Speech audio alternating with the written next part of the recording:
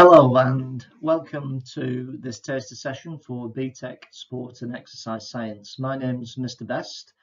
I hope you are all well and keen to start your studies at St Mary's in September 2020.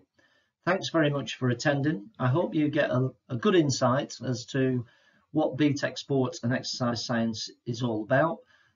This slide is just a little bit about myself. As you can see, my name is Mr. Best. I play a lot of sports. My favourite sport is tennis, but I also play golf.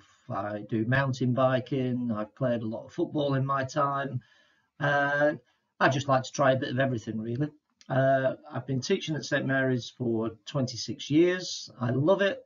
And the most important thing I think about my teaching is I always try to make it as interesting as possible. If I was going to give you 3 top tips for success in BTEC Sport and Exercise Science, it would be work hard, be keen, and ask questions.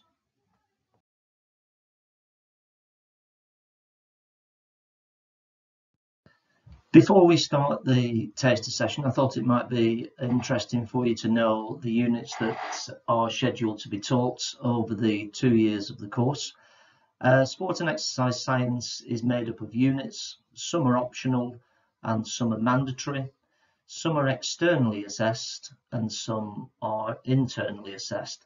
So in year 12, the aim is to teach the mandatory unit 2, which is functional anatomy, and also the mandatory unit 6, which is coaching for performance and fitness.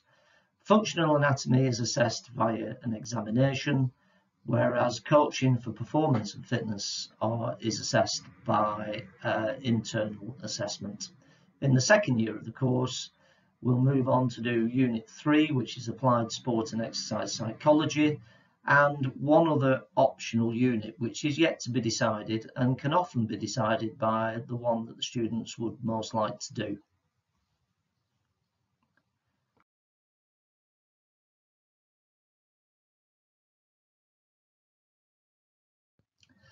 So the starting point of today's taster session is to give you an overview of some of the content of the specification and also trying to apply it into a sporting situation. So the first thing we need to do is to identify the muscles of the body. Now this task continues on the next slide, and we are trying to identify the muscles of the front of a body, which is called the anterior, and also the muscles of the back of the body, which is called the posterior. So do your research. You can go on Google. These are quite easy to find. You might already know most of them from your studies at secondary school.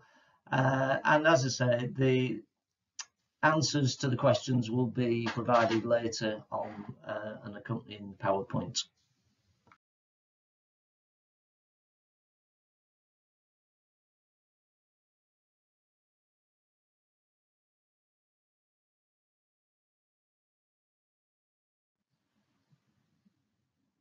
So now that we know where the muscles are located and what they're called, we now need to have a look into how they actually work. As you can see from this slide, all our muscles are arranged in pairs. These are called antagonistic pairs.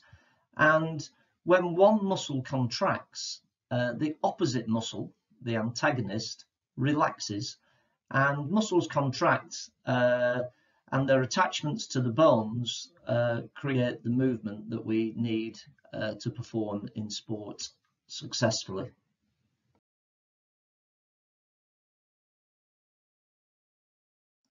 So in this task, you need to work out what is the antagonistic muscle working when the muscle identified on this slide contracts. Now you can do this by looking at your diagram on the previous slide, or you might just want to stand up and contract your biceps and see which muscle is stretching or which muscle is opposing that muscle's contraction.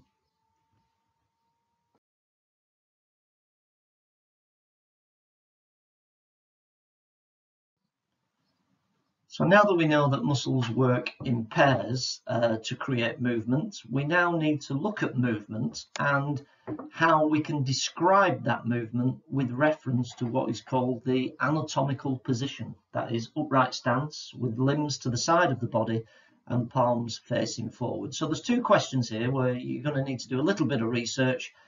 Question one, a movement that decreases the angle between two body parts. So that would be like a bicep curl. What is that called? What is that movement actually called? And question two, a movement that increases the angle between two body parts. What is that called? So you need to do a little bit of research there just to find the two key terms for those types of movement.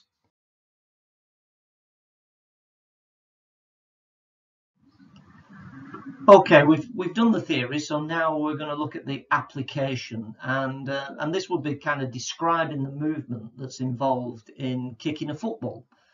So here we've got Ronaldo who's striking a football, and we want to look at the movement that's taking place at the hip and the movement that's taking place at the knee in the backswing of the action of kicking the football.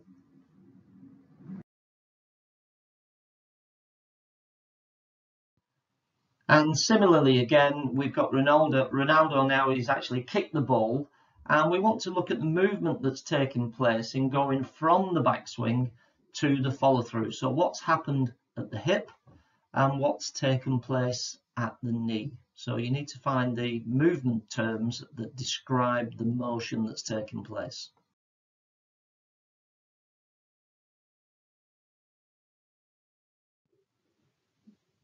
Now, what we all want to do as sports performers or coaches is try to get an athlete to improve their performance. And in a lot of sports, this might mean being able to kick a football faster, being able to serve harder in tennis, being able to hit a golf ball further, throw a basketball further.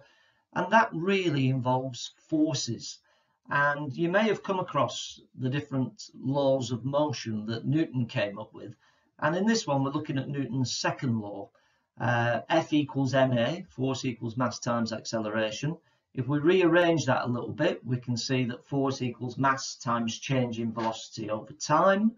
If we rearrange that a little bit, we can see that force times time divided by mass equals change in velocity. So that's the complex kind of equations.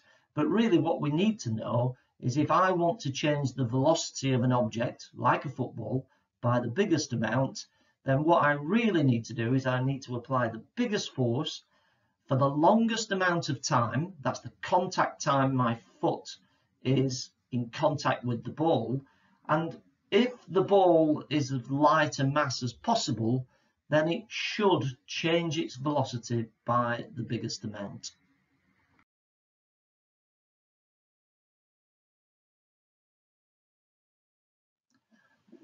So in task 3, what I'd like you to have a look at is, what factors can influence how fast that ball travels through the air? Because that's what we all want to do as footballers. I want you to break it down into two areas. One is the factors that influence the force that I can create. And the other one is the factors that influence the contact time. And that's often referred to as technique. When I see someone with really good technique, they don't look like they're putting much force into it, but the ball travels incredibly quickly. So these are two skills that we can develop. We can build our muscles up, or we can improve our technique. But ideally, in order to get the maximum velocity out of the ball, what we really need to do is both. So I want you to think of 5 factors that can influence the ball's velocity. 1 factor relating to force and 5 factors relating to contact time.